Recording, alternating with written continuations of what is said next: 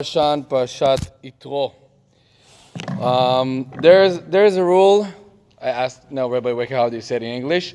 En mukdam u'meuchar b'Torah. There is no chronicle order in the Torah. There's no early or late in the Torah. We know that from several points during the Torah.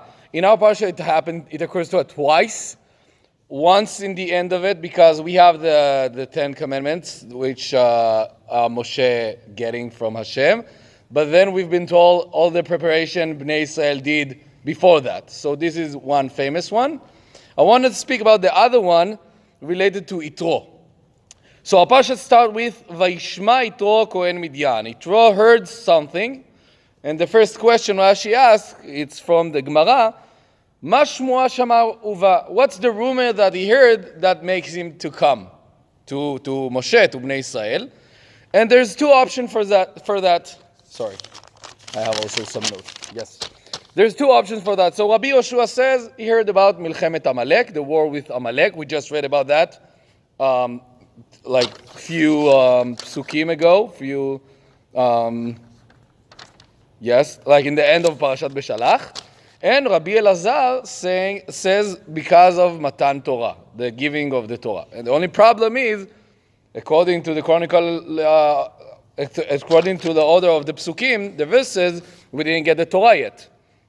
So we're saying the famous explanation. Okay, there is no chronicle order, but we need to try to understand why Rabbi Elazar Amudai need to say that. Why from the beginning he think that he came because of Matan Torah? Why not to say, okay, the verses are not getting right, so let's say he came because of Milchemet Amalek. It's hard to say it came because of something that happened later. We don't like to say, okay, there is no chronicle order, usually. Even though Rashi said that a lot, most of the commentaries like Ramban and others try to avoid that, because it's not such a good excuse to say, okay, the Torah just wrote itself by not a logic order. So there's two reasons why. Again, the question is, why Rabbi Elazar Amudai says Itro came because of Matan Torah? It's not make sense because of verses. So there's two reasons because of that. First one is, we've been told that Itro comes to the place that Bnei Israel are camping over there. And then, one chapter after that, only then we've been told that Israel are camping in the same place.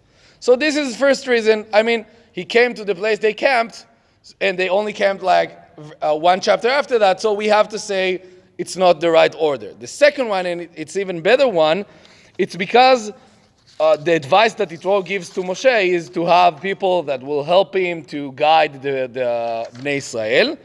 And he says, when Moshe tried to explain Itro, what exactly is he doing, he says, I don't have the quote here, but because I have so many rules that I need to explain to Bnei Israel. This is why I need people that will help me.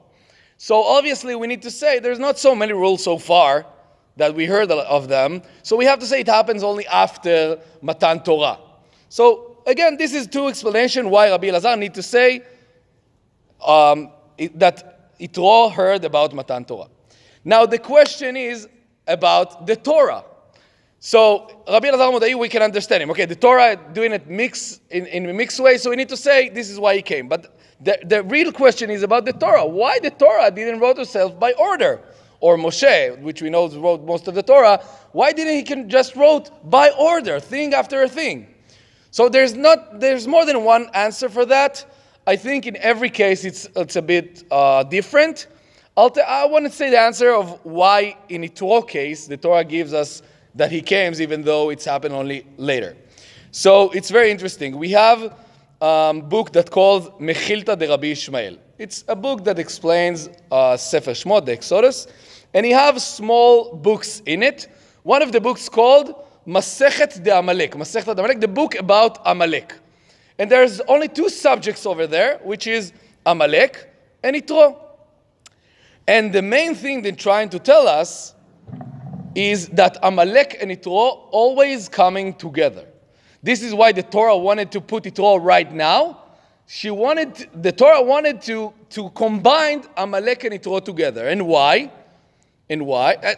They're given a proof also from the book of Melachim about some war that was there that Itro and Amalek was together. Because they want to show us two different ways that the people outside of the Jewish nation, can approach to the Jewish nation. One approach, when you see the Jews, you can say like Amalek, I want to kill them. I want to finish that nation. I want to destroy them. I know the name of God. We spoke of that last week. I know the name of God. I want to destroy it. But another reaction that you can have, exactly the opposite, is the reaction of Itro, which is not a Jew, but still he says, now I knew, this is a quote from him, that God is bigger than all other gods.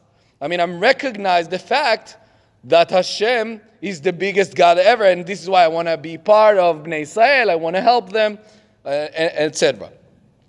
So, what we can learn from the choice of the Torah to put the story of Itro right here and not in the right place, that the people that's outside of us can always choose between the option. I mean, only last Shabbat, we saw some person that choose to attack. Baruch Hashem, it ends fine, but we have it all the time.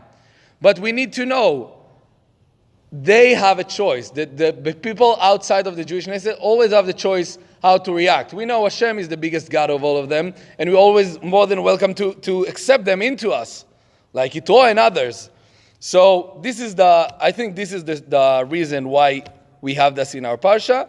It's not about us, it's about non-Jewish person, but it's also a great lesson for us. We're going to say